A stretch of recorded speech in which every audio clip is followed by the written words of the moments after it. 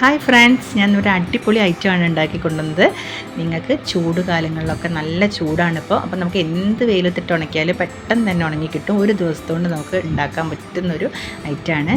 അപ്പം നല്ല മഴേൻ്റെ സമയത്തൊക്കെ ഇത് ഇപ്പോൾ ഉണ്ടാക്കി വെച്ച് സ്റ്റോർ ചെയ്താൽ മഴയുടെ സമയത്തൊക്കെ നമുക്ക് കഴിക്കാൻ പറ്റുന്നൊരു സാധനമാണ്. നമുക്ക് ചായക്കൊക്കെ കഴിക്കാനും പിന്നെ നമ്മൾ ചോറിന് കൂട്ടാനും പറ്റിയൊരു എന്താണ് ഞാൻ ഉണ്ടാക്കുന്നത്. അപ്പോൾ നിങ്ങളെല്ലാവരും ഒന്ന് ട്രൈ ചെയ്ത് നോക്കണം. എൻ്റെ ചാനൽ കാണാത്തവരൊക്കെ ഒന്ന് കണ്ട് ലൈക്ക് ചെയ്ത് സബ്സ്ക്രൈബ് ചെയ്യണേ. പിന്നെ അടുത്തുള്ള ബെൽ ബട്ടണും കൂടി പ്രസ് ചെയ്താൽ ഞാൻ ഇടുന്ന ഓരോ വീഡിയോസും നിങ്ങൾക്ക് കിട്ടും. അപ്പോൾ ഞാൻ വീഡിയോയിലേക്ക് കിടക്കുകയാണ്. ഞാൻ അതിനായിട്ട് കുറച്ച് ചോറ് എടുത്തിട്ടുണ്ട്. ഞാൻ തലേ ദിവസം കുറച്ച് ബാക്കി വന്ന ചോറൊന്നും ഇനി കളയണ്ട കേട്ടോ. അപ്പോൾ ഞാൻ തലേ ദിവസം ബാക്കി വന്ന ചോറാണ് ഇവിടെ എടുത്തത്. നന്നായി ഒന്ന് വെള്ളത്തിലിട്ടിട്ട് നന്നായി ഒന്ന് 2-3 പ്രാവശ്യമൊക്കെ കഴുകിയിട്ടൊന്ന് എടുത്തിട്ടുണ്ട്. അതിലേക്ക് ഒരു 1.5 സ്പൂൺ മുളക് പൊടി, ഒരു 1/2 സ്പൂൺ മഞ്ഞൾപ്പൊടി, പിന്നെ ആവശ്യത്തിന് ഉപ്പ്, 1 സ്പൂണ് കുരുമുളക് പൊടി. കുരുമുളക് പൊടി നിങ്ങളെ എരിവിനനുസരിച്ച് കുറച്ച് കൂട്ടാൻ വേണമെങ്കിൽ. പിന്നെ ഒരു 1/2 സ്പൂണ് കായപ്പൊടി, പിന്നെ കുറച്ച് കറിവേപ്പിലയും കൂടി ഇടണം. നല്ല ഫ്രഷ് കറിവേപ്പിലയാണ് ഞാനിവിടെ ഇട്ടത്. അപ്പോൾ കറിവേപ്പിലയും കൂടി ടേസ്റ്റ് ആകുമ്പോൾ നല്ല ടേസ്റ്റാണ്. അങ്ങനെ ഞാൻ ഒരു മിക്സിയുടെ ജാറിലേക്ക് ഇത് 2 പ്രാവശ്യമായിട്ട് ഒന്ന് നന്നായി പേസ്റ്റ് രൂപത്തിലൊന്ന് അരച്ചെടുക്കണം. അപ്പോൾ നിങ്ങൾക്ക് ഇത് വെള്ളം കൂട്ടാതെ അരയ്ക്കുന്നതാണ് നല്ലത്. ഇനി വേണമെന്നുണ്ടെങ്കിൽ ഒരു സ്പൂണൊക്കെ വെള്ളം ഒഴിക്കുക കേട്ടോ. ചെറിയ ജാറിൽ അരച്ചെടുക്കുമ്പോൾ പെട്ടെന്ന് അരഞ്ഞു കിട്ടും. അങ്ങനെ 2 പ്രാവശ്യമായിട്ട് ഞാനത് അരച്ചെടുത്തിട്ടുണ്ട്. പിന്നെ അതിലേക്ക് വേണ്ടത് 1 സ്പൂണ് സാധാരണ ജീരകമാണ്. നിങ്ങൾക്ക് ജീരകം ഇഷ്ടമല്ലാത്തവർക്ക് അത് ഒഴിവാക്കാം. പിന്നെ 1 സ്പൂണ് കരിഞ്ജീരകമാണ് ഞാനിവിടെ ഇട്ടത്. നിങ്ങൾക്ക് കരിഞ്ജീരകം ഇല്ലെങ്കിൽ ഉപയോഗിക്കേണ്ടെന്നുണ്ടെങ്കിൽ നിങ്ങൾക്ക് എള്ളിട്ടാൽ മതി. എള്ള് ഇട്ടാൽ നല്ല ടേസ്റ്റാണ്. ഇത് ഞാൻ 2-3 പ്രാവശ്യമായിട്ട് ഇത് ഉണ്ടാക്കിയെടുത്തതുകൊണ്ട് ഒരു പ്രാവശ്യം ഞാൻ എള്ളിട്ടിട്ടാണ് ഉണ്ടാക്കിയത്. ഈ പ്രാവശ്യം ഞാൻ കരിഞ്ജീരകമാണ് ഇട്ടത്. അങ്ങനെ ഞാൻ പിന്നെ ഒരു പാലിൻ്റെ കവറാണ് എടുത്തത്. ഇതിന് പെട്ടെന്ന് തന്നെ നമുക്ക് ഉണ്ടാക്കാം കേട്ടോ. ഇനി ഈ പാലിൻ്റെ കവർ അല്ലെങ്കിൽ നമുക്ക് ഈ നൂൽപുട്ടിൻ്റെ അച്ചുണ്ടാവില്ലേ, അതിലേക്ക് ഒരു ഒറ്റ സ്റ്റാറിൻ്റെ ഒരു ഹോൾസുള്ള അച്ചുണ്ടാവും, അതിട്ടിട്ട് ഇതുപോലെ ചുറ്റിച്ചെടുത്താലും മതി. ഞാനിപ്പോൾ സാധാരണ ഒരു പാൽ കവറിലാണ് ഉണ്ടാക്കുന്നത്. ഇതുപോലെ പാൽ കവറിൽ നിറച്ചിട്ട് ഇങ്ങനെ ഒരു സൈഡ് ഇങ്ങനെ ഒന്നിങ്ങനെ കട്ട് ചെയ്ത് കൊടുക്കണേ. എന്നിട്ട് നല്ലൊരു വൈറ്റ് നമ്മൾ ഒരു കോട്ടൺ തുണിയിൽ എന്തെങ്കിലും നമുക്കൊന്നിങ്ങനെ ഇതുപോലെ ഒരു ഷേപ്പൊന്നും വേണ്ട അതിന്, ഇതുപോലെ ഒന്ന് ചുറ്റിച്ചെടുക്കാം കേട്ടോ. ചോറായതുകൊണ്ട് നല്ല നൈസായിട്ട് പെട്ടെന്ന് തന്നെ ടൈറ്റൊന്നും ഉണ്ടാവില്ല. നല്ല നൈസായിട്ട് ഇങ്ങനെ ചുറ്റിച്ചെടുക്കുക. ഷേപ്പൊന്നും ഇല്ലാണ്ട് ഇതുപോലെ ഇങ്ങനെ എടുക്കാം. നിങ്ങളിനി ദിവസവും ബാക്കി വന്ന ചോറൊന്നും കളയരുത്.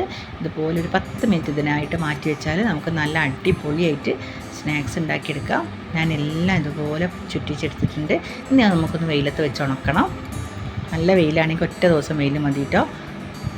കണ്ട, ഇത് രാവിലെ തൊട്ട് വൈകുന്നേരം ആകുമ്പോഴേക്ക് ഇവിടെ വെയിൽ കുറച്ച് കുറവാണ്. അപ്പോൾ എന്നാലും എനിക്ക് നന്നായി ഒരുവിധം ഉണങ്ങി കിട്ടിയിട്ടുണ്ട്. പക്ഷെ ഒന്നും കൂടി ഉണങ്ങാണ്ട്.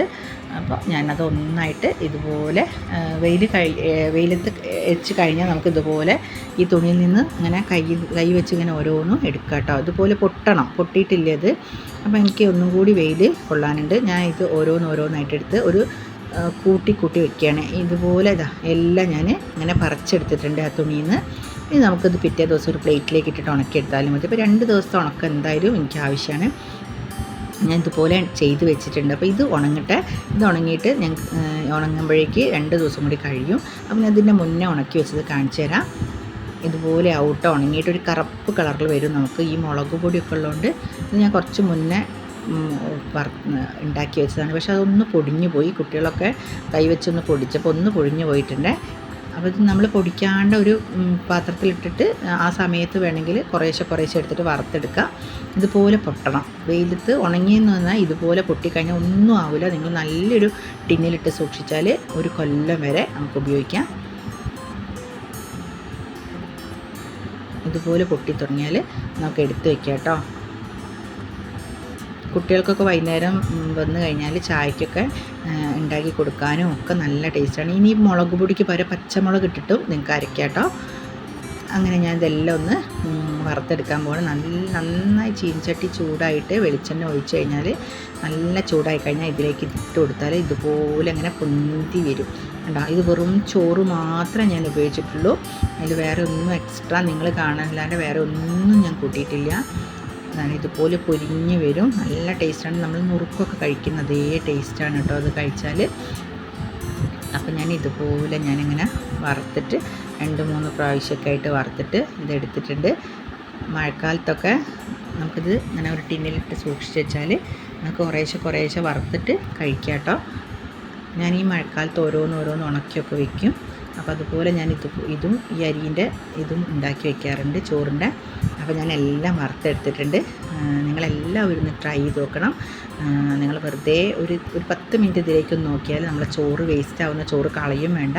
ഇതുപോലെ ഉണ്ടാക്കി വെച്ചാൽ നമുക്ക് എല്ലാവർക്കും ചായക്ക് കഴിക്കുകയും ചെയ്യാം. അപ്പോൾ എൻ്റെ വീഡിയോ എല്ലാവരും കാണണം. ഇഷ്ടപ്പെട്ടാൽ ലൈക്ക് ചെയ്യണേ, ഒന്ന് സബ്സ്ക്രൈബും ചെയ്യണം, അടുത്തുള്ള ബെൽ ബട്ടണും കൂടി പ്രസ് ചെയ്യണം. അപ്പോൾ ഞാൻ ഇടുന്ന ഓരോ വീഡിയോസായിട്ട് നിങ്ങൾക്ക് കിട്ടും. അപ്പോൾ അടിപൊളി വീഡിയോസ് ഞാനിടും. അപ്പോൾ അതൊക്കെ നിങ്ങൾക്ക് കിട്ടും. നിങ്ങളെല്ലാവരും ട്രൈ ചെയ്തു. എൻ്റെ വീഡിയോ ഇഷ്ടപ്പെട്ടാൽ ലൈക്ക് ചെയ്യണം. Thank you.